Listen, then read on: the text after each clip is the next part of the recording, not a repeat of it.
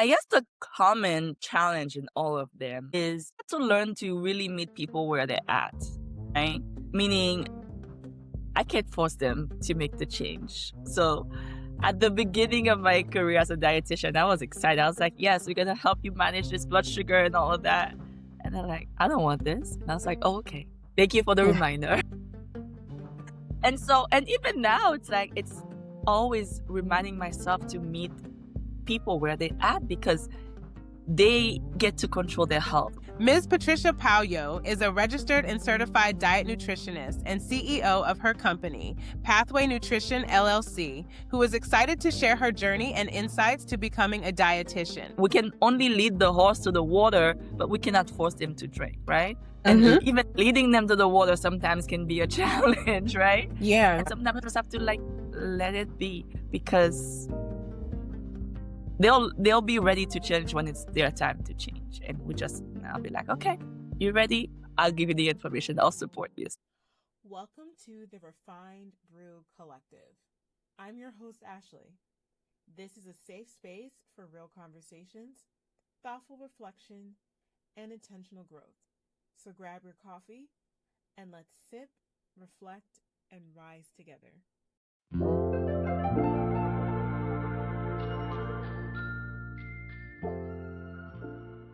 Hello, everyone, and welcome back to another episode of the Refined Brew Collective. I'm your host, Ashley, and today I'm joined by an incredible guest, Patricia Pauyo. Hi. Thanks for having me. Thank you for joining us today. Okay, so Patricia is a registered and certified dietitian nutritionist and CEO of Pathway Nutrition LLC. She's a trilingual professional with a background in social work and a master's in nutritional and health science. She's also a Dean's List scholar and a member of the Phi Alpha Society. Her work beautifully blends clinical expertise, cultural understanding, and compassionate leadership. Here at the Refined Brew Collective, we love to give our guests their flowers while they are alive and thriving. So everyone, let's give Patricia her flowers. Thank you. Thank you. I appreciate it. You're very welcome. So we're going to start with a couple of icebreakers. How are you doing today? Today I'm feeling peaceful. I'm content today. Yes. I love it. I love it. So I have a side question. Does your family pronounce your name as Patricia or Patricia? Most of the time they go Patricia, yeah. Or they Okay. call me Pat or yeah. Okay. Why I ask this is because I literally would roast my mom on why she gave us American names, but she'll always pronounce it with a Haitian The accent. Asian accent.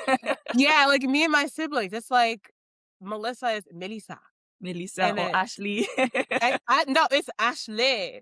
Oh, So she can I'm say just Ashley because on Creole you yeah, can say Ashley too, but then she say Ashley. Okay. yeah. So it was my mom and my grandma, they would always do that. So and it's for each of us, we have American names, but they pronounce it The however they Creole. want to pronounce it. Yeah. So I feel like I would know if I'm in serious trouble if she were to pronounce my name the American way. But if she doesn't, I'm just like, okay, we're good, you know? Yeah. But I just thought that was interesting to ask. But go That is ahead. a great question. I was gonna say, I don't think my mom ever liked pronouncing my name in the Patricia. When I used to because I came in high school and I used to introduce myself as Patricia. She was like, Mhm. "That's not your name. Your name is Patricia." I was like, "Well, this is what people can say Patricia." So Yeah. I actually like that better thank than the you, original one. Yeah, it's really nice. It thank suits you. you, thanks. So, what is one New Year's resolution or goal that you're working towards in 2026? Hmm. So I don't really do resolutions. Like last year, I started just picking a word or theme for myself for the year. And Mhm. so last year it was communication and being able to speak up when I need to, which was great. And this year I picked courage. I wanna do things, be courageous, do not let the fear stop me. Hence why I'm on the podcast, y'all.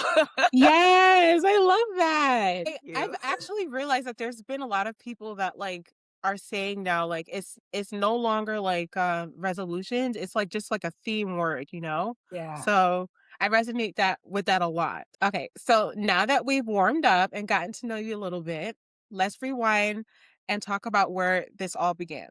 Mhm. So, for listeners who may not be familiar, I wanna briefly set the stage on what a registered dietitian actually does. Registered dietitian nutritionists have the skills to improve patient health outcomes through strategic application of medical nutritional therapy. They provide medical nutritional therapy for conditions like diabetes, kidney disease, heart disease, and digestive disorders. So, when did you decide that you wanted to become a registered dietitian and why? So I kind of like fell into nutrition by accident, but it was like the perfect accident because, like you said, I studied social work in undergrad, right? Um, because I always had a passion for like helping people, empowering people to be their best self, right? And then after graduating, I was like, let's pause at the social work route because I see how, how it can go down, and I don't want that. And so I decided to do a year of service that turned into like 3 year of, being away from like work really. So I moved to Florida. I was like doing a bunch of things. And I had a roommate at the time who was like, oh, because of the holiday, like a New Year resolution back then was like, oh, let's go vegan. And I Mhm. was like, sure, fine, why not? This Kudos to Haitian you. That's girl, amazing. Yeah. right? This Asian girl that loves to eat, like, want to go vegan. So anyway, it lasted a couple of weeks. And then I Mhm. was like, I'm in Florida. I like seafood. I don't want to just like be vegan fully. So I kept up with like mostly eating seafood and a plant-based diet. And during that time, I was doing research about like healthy eating, what it is to be vegan, and like all those documentaries on Netflix. And I got me interested into nutrition. A few years later, I moved back to New York and I was working in an office where everybody was kind of like also on the same path. They were trying to eat healthier, practicing vegan somewhat. And then I used to have a lot of conversation and sharing what I learned about, with them. And somebody was like, oh, you should become a nutritionist. I was like, that's a thing? What is that? Mhm. So I looked it up and I was like, oh, this is interesting. And then within like a couple of months, I signed up for my first class on my path to become a dietitian. So that's really how I fell into it. And during school, I realized like it's an important career path, and it's really helping me with my original goal of helping people because research shows that like people of color are at higher risk for so many chronic conditions, like my family included being impacted by it. So it was a great combination for my social work skills with nutrition. So I was like, it's a good choice. And here I am. I think that's beautiful. Thank you for sharing that. Yeah. So, now that you've mentioned your family, I did wanna dig a little deeper in regards to that. Your Car Did your Caribbean and family background influence your decision in any way, in addition to Um, what you've already shared? It definitely reinforced it because when I started learning about how food really impacts our health, I noticed, I started noticing how my parents were eating, or even my grandmother when she was alive, how in her older age, how nutrition was helping her staying, as healthy as possible, right? So it definitely enforced it. I mean, my mom wanted me to be a nurse, but I was like, nah, I'm not gonna go to nursing school. I know. No, I but know. it's so funny. It's so funny because I had to give her flowers because Mhm, when I was studying social work, they really were not for it because it's a very, hard career, right? And they were mhm, like, you only need to find something that gives you money and all of that thing. And mhm, she was pushing for me to become a nurse. She was like, I have a dream that, you had a white lab coat on and everything. mhm, mhm. Look at, I had to tell her when I studied, like when I had to do my internship for nutrition, I was like, I'm wearing a lab coat. It's white. Is that the dream you had? Okay, she was going somewhere. She was Okay, I love onto that. something. Yeah. It may not have been nursing, but I work closely to nurses, and if Mhm, I'm in the hospital, I'm wearing like white lab coat. So yeah, you yeah. saw it. Oh, that's beautiful. When the Haitians premonitions come to pass, Yes, it's a they be beautiful thing. knowing. This is why I'm like, okay, mothers. We don't always wanna listen at first, Yes, but we don't want then to listen. it just, like, it eventually happens in some Hmm. way, you know what I mean? Hmm. Yep. So, Yep. for Sure. me Right. personally, I I resonate with the not wanting to go into nursing. I just knew I just didn't like science. So I was just like, yeah, this is not for me, but everything worked out the way it needed to. Science is not for me. But then when I was considering nutrition and I was like, all the science classes, I was like, are we gonna do this now, Patricia? Like, and I was like, Mhm. "See, you're older now, you can study, you can focus, and this is something that you seem to be interested in. So go for it." So it worked Yeah, out. that's beautiful. So I wanted to touch a little bit more on the social work. What originally drew you to that field? So, like I said, I've always wanted to help people. And again, I was inspired by random things to pick social work. Like I was watching a TV show. Um, I think it was called Saving Amy. I think the mother, I don't remember watching the full show, but parts of it, right? Mhm, And the mother in that show was a social worker. And I don't remember the exact episode, but there was an episode where she got a family together and was the hero and all of that. And I was like, oh, this is good. Like, to help people, get their life together, for lack of a better word, just really empower them and support them, right? mhm. I was like, I always wanted to help people. Even when I was younger, I wanted to be a nun because I saw the nun in my community like do things for the community. So I was like, oh, social work is a good way to go about it. So that's really what inspired me or convinced me to pursue social work. And I enjoyed it. I enjoyed talking to people, helping them with their mindset. So yeah, Well, I feel like now in what you do, you're able to incorporate that. definitely.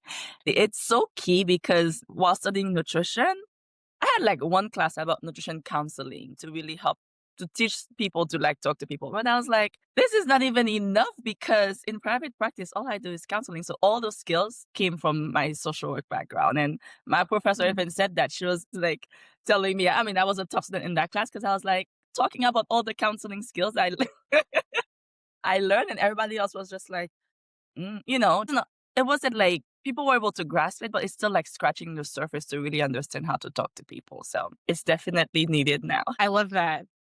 Okay, so a part of that journey was interning at the Haitian American Cultural Social Organization. How did that impact you as a first generation immigrant from Haiti? So with my family, I don't know, for a long time, it's been a practice for me to like always give back in a sense. I volunteered even before, like while I was in college and all of that. So during that internship, it was during like when TPS and like after the earthquake, people were coming and trying to get support and resources for them to have a life here, right? So it really helped me understand how Haitian people and other immigrants can be very resilient and prideful, not in a bad way, but we're not gonna go ask for help. So Mhm, that was definitely a challenging part to really help them realize that we have these resources for them and make sure that they're safe because there's always that fear of deportation and all of that, right? mhm, And being able to make somebody feel safe enough to let me know what they need help with. And so that way I could have connected them with their resources. So it was definitely an impactful like part of, my journey in this career. I do not take it for granted. It really gave me a better understanding on, my population and how they receive resources and services. So even now as a dietitian trying to tell my, older generation and how to come for nutrition counseling, I'm like, okay, it's the same thing. Y'all don't want it. I understand. Would you want to, in the future, work with them again? Yes, I mean I still work. What do you mean, like the organization or? Yeah. I do. So since I've been back in Rockland, I've had a goal to like go back and provide nutrition counseling or partner with them, do some form of workshops. Mhm, It's been on my project list for a while now. But yeah, I would love to go back and you know, provide the current services that I have now and see how I can, because it's a space where people are already coming, right, for other services and can make it more accessible to them. So mhm. yeah, I would love to go back. It'll be a full Uh, circle moment. it would. So, can you share a moment where you thought maybe this isn't for me and what made you push through? Like as a dietitian, right? Yes. There are many moments in school because there's only 3% of dietitians that are Black. Mm. Yeah. And so although I was in a diverse, I went to Brooklyn College, which is very diverse. The nutrition field was not as diverse. It was maybe like two or three people in my class that were, people of color. So it felt isolating at times, right? And even worse during my internship to become a dietitian in a cohort of about 20, 25 people, there were two of us and we were separated like in two different cohorts. So, um, the institutional racism or even like other classmates, not being very welcoming in a sense. I was like, at my big age, at the time I was like what, 20s, 35, like 30 something. I was like, why are we doing this? So there were times where I was like, I've made it this far. We both ended up in this same location because it's very strenuous. We have to pass all the exam. We have to get accepted to these programs. So reminding myself of that made me realize how, yes, I'm in this right space. And I've already learned from many clients, well, people I've worked with before, people of color, they were tired of somebody random telling me to eat kale and, and quinoa. And I was like, oh, I cannot give up at this point because I know people want to hear true nutrition information that respects their culture from somebody who understands their culture, right? So those are the things that pushed me through. I was like, we're going to get this private practice, we're going to get this degree, and we're going to get to help the people that we want to work with. So, yeah. It's so beautiful, and it's so vital now. Because the way that we were raised, it's like our parents are healthy. At least like they try to be healthy with how they eat. Like my mom, she always has fruits in the house. She loves to eat fruit. She cooks as healthy as she can within the culture that we're in because I'm Mhm. Haitian as well.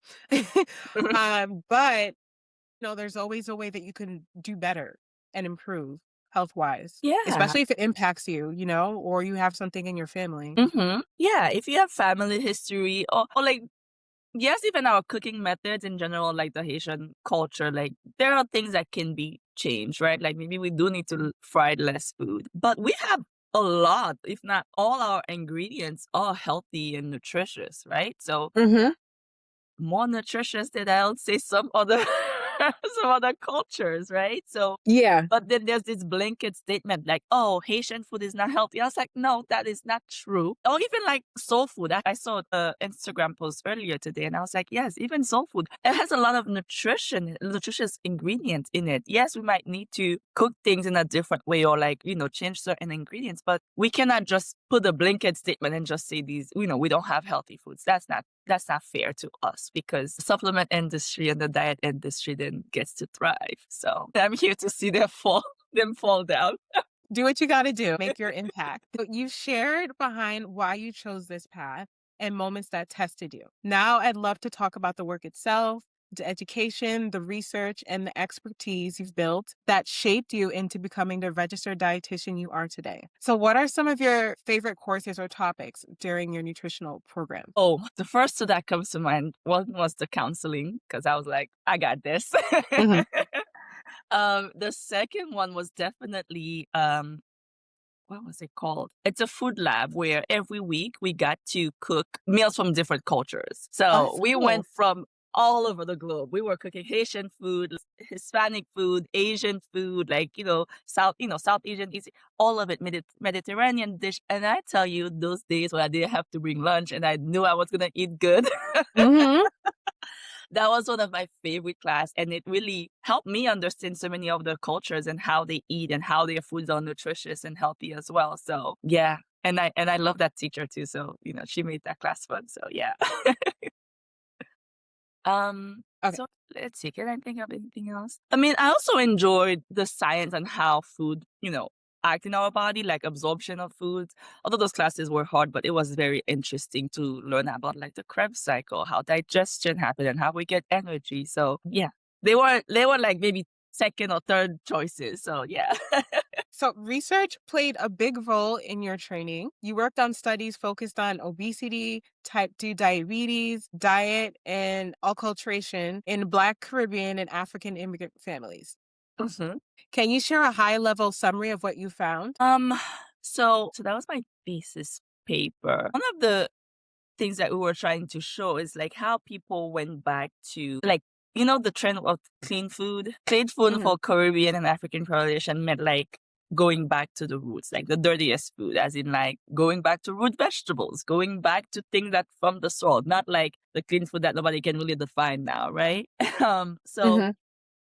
it was interesting to look how the movement of people leaving their home country, coming to America, and having to, after years living in America, having that strong desire to go back to their cultural foods, right? And it's interesting to look at it through different generation because the older generation probably still kept those cultures as much as possible. Then like the newer generation, like let's say the kids that were born here who grew up on like the American type of foods that were more processed. It's not until they become older they were like, "Oh, I need to go back to eating the way that my parents were eating, even though I didn't Mhm. want it back then." So it was really interesting to see that transition, right? Because when people become more health conscious, we do have the healthy foods that we just need to learn to eat, in a healthy way.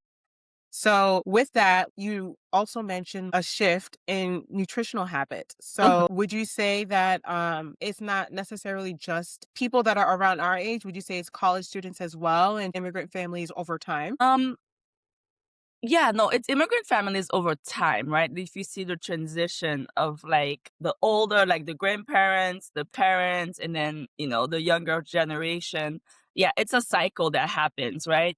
Because let's say our parents' generation, like if they came with their parents, they were still having like both. They had to rely on the more processed foods because they probably were busier trying to work and doing all those things and Mhm. still, enjoying their cultural food. So they may have a good mix of it, and then like the Mhm. youngest generation that grew up here that is not as attached to the culture and the cultural foods, when they're Mhm. getting older, they're realizing, oh, we need to go back, right? So they're realizing, oh, the healthy foods, all the foods from back home, right? So yeah, it's definitely a cycle and it's really interesting to see. And we also were seeing how with acculturation, how American culture is impacting food even back home because even foods back home now you can find American food back there. Things are being exported back there or imported there all the time, so even that's shifting. Okay. So, what are some common misconceptions people have about registered dietitians? So many. They think we're the food police. They think we're gonna just take all your good food away. They think we just provide meal plans. What are those other ones? They think we just sell some supplement. Oh, and they think nutritionists and dietitians are the same. So and I'm like, no. There's a big difference there. Yeah, we're not the food police. We just want you to eat healthy. Most of us who are really um, helping you with your health are not promoting supplements as the first choice. Yeah, registered dietitian and nutritionist can Mhm. be very different people. Like you were saying in the beginning, a registered dietitian, yes, they're nutritionists because they study nutrition, but they also went to school. They understand how it works in the body. They have licenses. Anybody can call themselves a nutritionist. So it Mhm. doesn't mean that they don't necessarily have an education, but the extent to their education, we really want to find out, right? Mhm. Um, because somebody selling sea moss down the street can call themselves a nutritionist. And I don't think you want to get their education about nutrition from them necessarily, because that's how misinformation keeps being spread. And that's how, you know, the supplement industry and the diet industry keeps thriving because of things like that. What would you say are other ways to improve their health? So it's not that supplements are bad. I don't want to say that. It's just, it's not the first choice for most people. Some people Mhm. are deficient and need supplements, and we can only know that deficiency through doing some blood work and having a thorough nutrition assessment, right? But I see supplements as like decorations, like the sprinkle on the cake, right? So that means we need to have a delicious cake first, right? But how I've seen most of us using supplement is like we're just gonna have sprinkles and no cake, right? Mhm. So I'm like, can we make sure that we're eating whole foods? Can we make sure that we're eating balanced food, lots of fruits and veggies. Make sure that you're exercising and all of that, having a healthy lifestyle. And then as you're having that strong foundation of that actual delicious cake, yes, we can need some additional support with supplements. That's how I see supplement and recommend them. I'm not saying they're bad because again, when you reach a certain age, your body like doesn't really absorb foods the same way. Certain people definitely need a supplement, but for that, it's still on an individual basis, looking at what they have or what they need to recommend to them. So if somebody's taking supplements mostly and their diet is looking upside down, I'll say just stop it all and go see a dietitian to figure out what you need to do. Agreed. So, what are some of the biggest misconceptions about dieting and wellness in general? Misconception. I think people still think that it's like it's gonna solve all their problems, right? One thing I've known, but I've been seeing more in people that are like I'm working with, or even my colleagues when we talk about it. Often when there's a lot going on in life, and we feel like we don't have a sense of control, the first thing that people try to control is their food, right? They want to go on a diet or they want to do something extreme with their exercise, 75 hard every 3 weeks, something.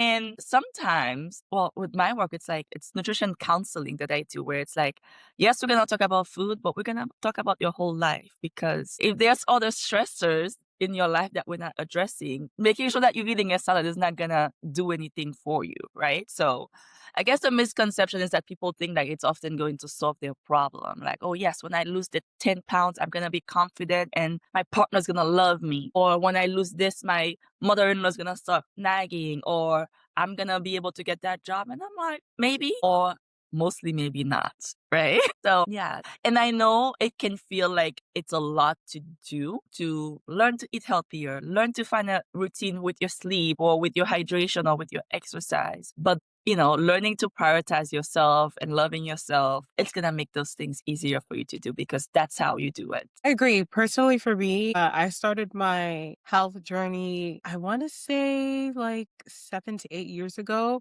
and it was a struggle, but I learned over time that I just didn't want to continue to be the way that I was. I'm breathing hard to go up the stairs. And Yeah. then, when you go to the doctors and they're just kind of like slightly suggesting, like, maybe you can shed a few pounds. You know what I Mhm. mean? So Yeah. you can only hear the same thing so many times before you take that initiative to do it yourself. Really enjoy the process of like trying different foods and learning just like to be a better version of myself overall. Yeah, that's beautiful. Congratulations. Thank you. That's Thank you. awesome. No, I was gonna say, like, I wish more people understand that and know that yes, everything is hard until we learn how to do it. Walking Yes. was hard for all of us. We were falling, stumbling. Sometimes Right. we are afraid of hard things. And I'm like, no, it's only hard because we haven't figured out how to do it yet. So let's be excited about learning how to do it. Because then it's gonna become easy. Exactly. The only thing for me that I felt was just a little bit more of a struggle was having to adapt to different food portion sizes, especially in a Caribbean household. Because when I was younger, my mom and grandma, they throw down when it comes to the kitchen, right? So I would fill my plate up. And then maybe 8 years ago, I was just like, you know what? Let me just try to take a portion of that and see how that goes gradually.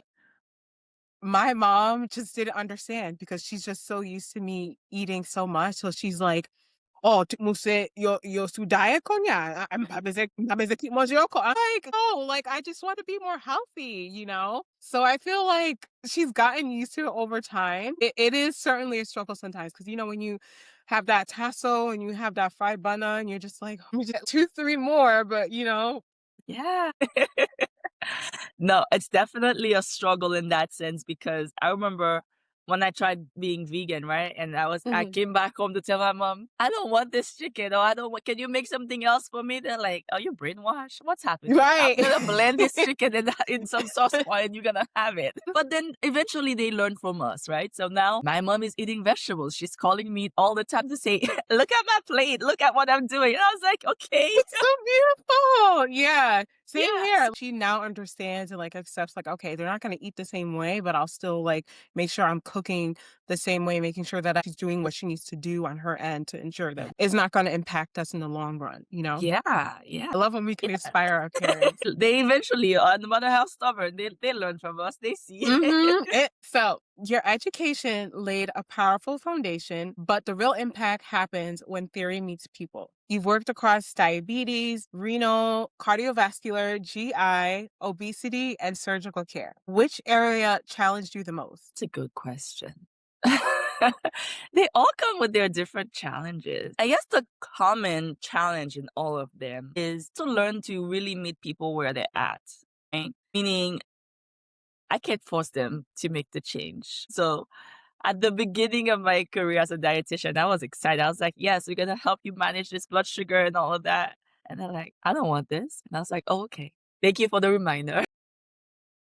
And so, and even now, it's like, it's always reminding myself to meet people where they're at because they get to control their health, right? Even we can only lead the horse to the water, but we cannot force them to drink, right? And even leading them to the water sometimes can be a challenge, right? Yeah. And it's like sometimes we just have to like, okay, let it be because they'll be ready to change when it's their time to change. And we just, I'll be like, okay, you ready? I'll give you the information. I'll support you. So I think that's been my most challenge in general in my career as a dietitian. So, what led you to specialize further in renal dialysis? So for my internship, so in my internship, like we did a little bit of everything, right? So that way we can figure out. I Mhm. have to say, I did renal because one, it paid more, but two, because in the clinical setting, it was the one area where I really got to do in-depth counseling, which I really enjoyed. Like I always knew I wanted to be in private practice, but in renal, working on with people on dialysis, I get to see them multiple times during the week, like 3 times a week. And we talk about their health and their nutrition on a regular basis. So I really got to see them progress and support them and create space for them and provide them the education, which is what I really enjoy doing. Versus like in the hospital when somebody comes because they had acute diabetes ketoacidosis, like their blood sugar is extremely high. Okay, yes, we talk, but like it doesn't mean that I'm gonna follow up with them and see how they are progressing. Often, what I would see is like the revolving door. Like they'll come back within a couple of weeks because they didn't have that support, somebody to follow up with. And even if we give them resources and say, oh, go talk to this person, the chances of them doing it are not always there. Again, meeting the person where they're at. So in a selfish way, I really enjoyed following up with my patients and seeing seeing them progress. So that's why I pick working with people on dialysis. So yeah. That's really cool. Thanks. Based on what you said earlier, how do you navigate cultural food practices when working with patients from different backgrounds? The simplest thing is asking them for them to teach me about their Mhm. culture. Because yes, I may know some information or I can Google things, but I always ask people to tell me more about like in their diet recall, and so that way I can understand why they eat the way that they eat. And I don't come as if like, oh, I know X culture or I don't generalize. Even so two people, let's say I'll just use Haitian culture. Two people in the Haitian culture prepare their foods or eat different ways. So even though I'm Haitian, I don't know everything about how somebody eats. So I remain curious. I always am open because I enjoy different cultural foods anyway. So I'm like, tell me so that way I can go try it myself as well. So I remain curious and open to learn more from the client or the patient about what they're eating. That's really nice. So, you also work at a food bank. What inspired that, and what are you learning from that experience? Oh, so yeah, my new job. So I ended up started volunteering at this food bank last year when with the current administration, we learned about how SNAP's fundings were cut. And I was looking to find ways to do what I can to support people, right? So I looked up in my area, like, where's the food bank? So that at first I was just gonna make some donations, right? And then when I walked in there, I was like, oh, do you guys need people to actually help out? So I started going there twice a week, delivering food to people that couldn't come and pick it up because they also have like emergency food bags and things like that. But also helping in-house in the pantry. And then they just so happened to have like this position that they were hiring for, which at first I was like, no, I'm just here to volunteer. I don't want to. But then I was like, okay, sure, why not? In this new role, what I'm learning now is really about how policies is affecting people and access to food, right? A lot of my work so far has been like direct patient care, but now I studied about policy and in school, but I haven't really worked in that space. So now there's a lot of that, which I'm excited to learn more about, especially with the new guidelines that came out, how organizations who are providing food to people are making sure that they adhere to it, or the good part of it. So yeah, and that's really what I'm learning about now, and I'm enjoying it. Do you feel like there's more that could be done in school, like middle school and college, in regards to implementing or having more dietitians there to Yeah. support the students? Yes, for sure. It's definitely there because I was thinking like when I was in high school, even when I went to the nursing office, there was no dietitian. I don't think I ever met a dietitian in high school. And when I was doing my internship, I was like part of my internship, I was on a college campus as the college dietitian and I saw people there. So I guess some colleges have that implemented, but it's not all of them. And some colleges, with the foods that they have, in the cafeteria for people, maybe they may have more options and more balance, right? But yeah, there's a lot more that we can do, especially teaching younger kids to about fruits and vegetables. Because we know that they spend most of their time in the school, right? Like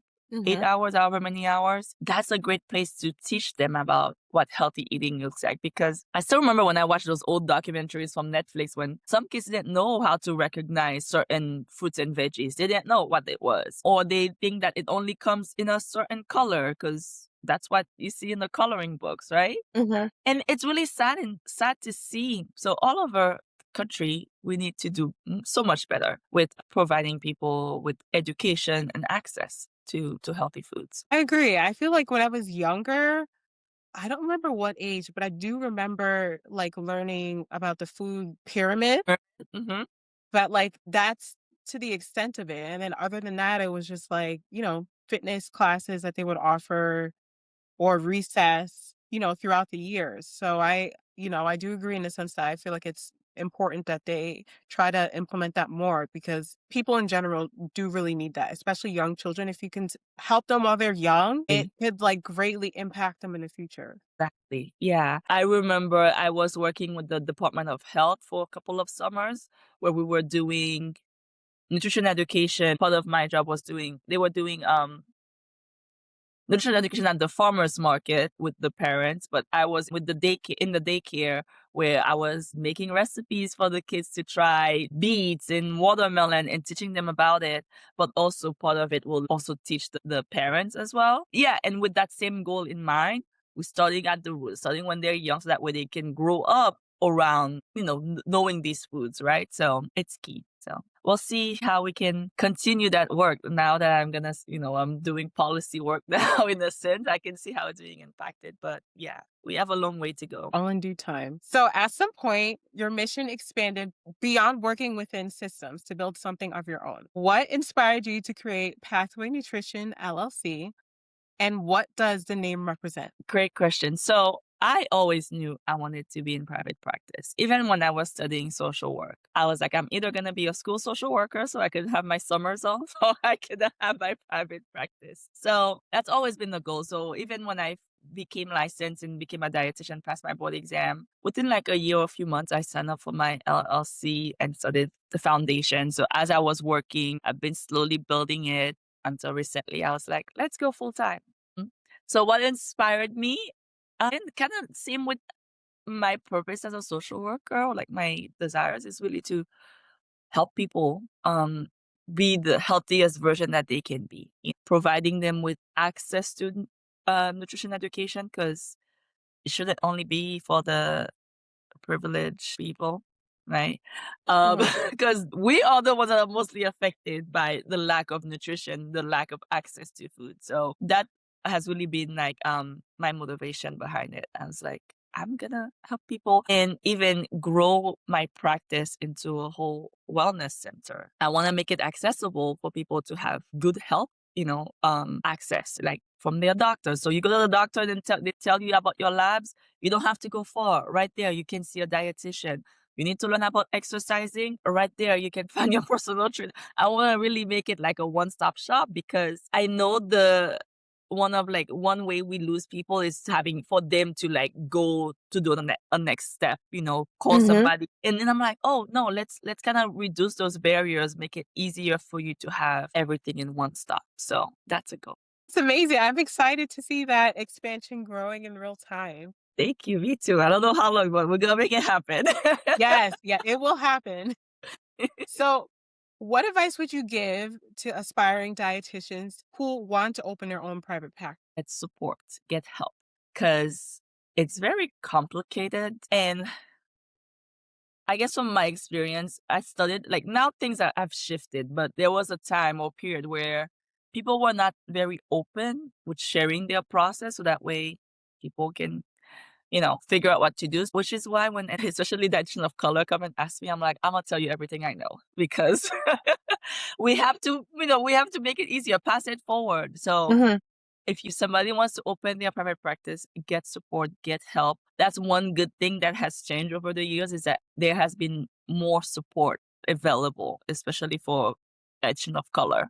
There have been organizations that has helped me, like Diversified Dietetics, crucial in like providing support to aspiring dietitians of color to make sure that they have, tools and access along the journey because it's still only 3% of us that are that are out there. So and it's a very expensive career to like get into. Like there's a lot of investment that you have to do ahead of time, which I can understand why there's only 3% of us, right? Because you can't spend money before you make the money. So Hmm. yeah. But it's always worth it at the end. Yes, after all the, the sweat and it is worth it. Yeah. Do you plan to expand into cookbooks, additional community programs, or digital education? Um, I never thought about a cookbook because I enjoy cooking, but not the way I see these other ladies making recipes. But never say never, right? I think my expansion, I'm thinking more about doing more communities type of work, maybe with my private practice, like creating some self-learning tools like recording some videos for people. But it might even start with just hiring other dietitians in my private practice and growing that first. So that's the first goal. And then these other things. So yeah. But I'm always doing like workshops now. So you'll see me in the community more. Very nice. Speaking of workshops, Mhm. are there any upcoming workshops, corporate wellness events, or virtual sessions where people can find you? So I have a couple of workshops coming up with my local library. One is in February and the other one in March. Those are the two for now. I'm working on securing other ones. I always have virtual sessions. I try to do more Instagram live or social media lives, but with my private practice, I'm taking new clients. So if somebody needs nutrition counseling, they can definitely um, contact me for that. Unless event is still in the works, I like attending more. Hopefully, I'll be in some panel discussion this year with some of these wellness events happening. I was just about to say that I can see you doing that. That'd be I really want cool. to. There were a Yeah. couple of them that I attended last year, and I connected with the organizer. I was like, "You need to have me on your panel." So we'll see what this Yeah. year holds. Let me know. Would love to attend. So now I want to zoom out and talk about purpose and the bigger picture. What keeps you motivated on the hard days? What keeps me motivated? My mission and really having a goal to help the statistics go the positive way because it's predicted that like over 50% of people will have diabetes 2050. So we need to change that. Like half of the Yeah. population cannot be affected by these things. So yeah, reminding myself of why I'm doing what I'm doing, the people that are benefiting for it, especially these busy professionals trying to create amazing, doing amazing work. It's like, yeah, you can be working so hard and burning out because you're not prioritizing your health, right? So those things keep me going. Do you have any other long-term career goals? The only one is making that wellness center a reality. So, how do you see AI and technology shaping the future of nutritional care? So it gets more complicated now because people think that they can just go to AI or Google a meal plan or other random things, which there's a support that's provided there. But when you have this meal plan now and you can't follow it because life is chaotic or things are happening, AI is not going to be able to help you with that, right? So you still need somebody who can help you implement actual sustainable habits. So I just hope people realize that, because yeah, people are going to go and explore. And it's a tool that can be used, but it shouldn't be a replacement for working with a dietitian, because AI cannot tell you why your blood sugar is doing XYZ or why your cholesterol is high. It cannot do that. It cannot help you create those habits. So many times I even go on there, I'm like, I'm procrastinating, help me stop this. It tells me the things I already know, but I'm not doing. I need to have somebody else really help me navigate what's going on with me, right? So those things AI cannot do. So it's a tool, just like Google was a tool, just like all these books are tools, but some people really need to have a dietitian involved, especially in the hospital. So please. So, in regards to education and the master's program, what are some lessons or things that you wish you would have known or could have done differently that you would hope for students to do now? I wish I knew how expensive it was going to be, because I think I was in my excitement. I remember doing orientation. There was a professor that came that was like, "Oh, I think they said a number," and they're like, "Oh, if you don't think you can do this, just walk out now." I think her delivery of it was just like wrong, but also I was like too excited about like doing this that I wasn't really things was not really lending Yeah. until I was like 3 years in. I was like, oh wait, so this internship that I have to pay for myself. Really? Yeah. That's why. So that's why a lot of people don't become a registered dietitian, because after your years of schooling, you have to pay to do a full year of internship where like you're working full time and not getting paid. For a lot of people, that is a barrier, right? So how you Yeah. gonna pay your rent, how you gonna feed yourself, yeah, And it's 1,200 hours, right? That you 1,200 have to accrue? hours. Yeah. They've created programs now where like they are more affordable, but now those become, more difficult to get in. Hmm. But it's another like 20K to be able to do a dietetic internship. And some people have just used credit cards to pay it off. I was able to make sure I get into a program that was attached to a school. So I was able to get more student loans to pay for it. But most of them are not through a school. So you basically have to find somebody to sponsor you, do a GoFundMe, apply for some scholarships, get somebody else to pay for it in a sense. Yeah. So that is the most challenging part in becoming a registered dietitian. And I hope that one day that process changes, because a lot of these skills can be learned while you're in school. There's so many other ways to go about it. So that's a mission when I'm in my 50s and I'm retired. I used to say I'm going to become like a president of the Nutrition Academy so I could change things like that. And you still can. You still can. I still can, but I was like, I deviated from like all this, like, policy, but I'm back into it. We'll see. We'll see. So, another question in regards to school. What are some ways that you helped yourself feel more accustomed to your environment, being one of the few people of color? Definitely finding people that you can trust. Like, so the few people of color in the class were like, we were supporting each other, studying, and encouraging each other to keep going. And not to say that there weren't people that were also from our culture that were, they were also, some of them were also a resource, right? So Hmm. it's really putting yourself out there, getting out of your comfort zone to ask for help when needed. Many of your professors are there for you to see you succeed. So making sure you find a good mentor. Um, yeah. And I feel like people that have gone through the and people of color, like, other dietitians of color who understand how hard the process is, often are more open to provide support to upcoming dietitians. So yeah, not all of them, of course, but most of them are. I'm one of them that will, like, if somebody comes to me and needs some guidance, I'm like, I don't know everything, but I'll help as much as I can. So yeah. I think that's really important. And I'm sure the future dietitians who are looking into going into those type of programs are very grateful to have you. Thank you. So, what is one message you hope listeners take away from your journey? I hope that people realize that it is crucial to prioritize their health and well-being as they are trying to take over the world in whatever that they're doing, right? Health is wealth. And although the journey can be very difficult and challenging, with having the right support, you can definitely do it. So health is wealth. Prioritize your health. So, where can people connect with you? So several ways. I am on social media, trying to be more active on there so people can follow me. My Instagram is Caribbean that lifestyle that dietitian. I also have one for my business, Pathway Nutrition LLC. And then you can also go on my website to find more about what I do, which is Pathway Nutrition LLC. Yeah, that's how people can connect with me.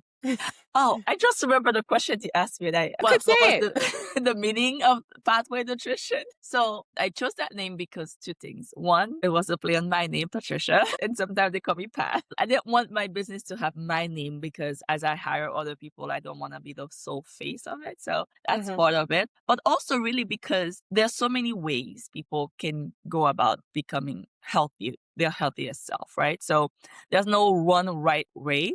There are many ways that are not sustainable that we don't want to go down. But, my way of being healthy, like my journey may look very different to the next person, right? So I think that's why pathway kind of made sense to me. Many, many ways to get to your desired health goals. That's beautiful.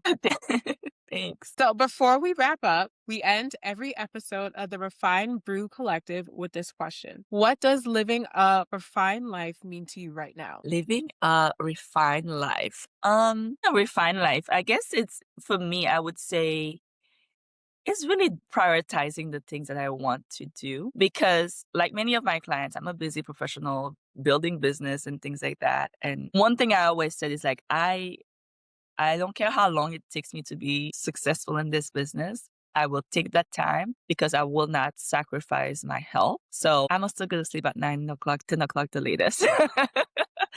So a refined life involves like making sure I still honor my body, take care of it, and do the things I enjoy doing. Enjoy the foods I enjoy eating. Enjoy moving my body the way I want to and explore. That's what I would say. Merci, Patricia, for joining me today. Talk about, like I said, I'm honored and thank you for creating space for me to be able to talk about that. So yeah, I appreciate it. Thank you for sharing this moment with me on the Refined Brew Collective. If today's conversation poured into you, take a moment to reflect and pass it along to someone who needs it. Until next time, sip slowly, reflect deeply, and rise intentionally.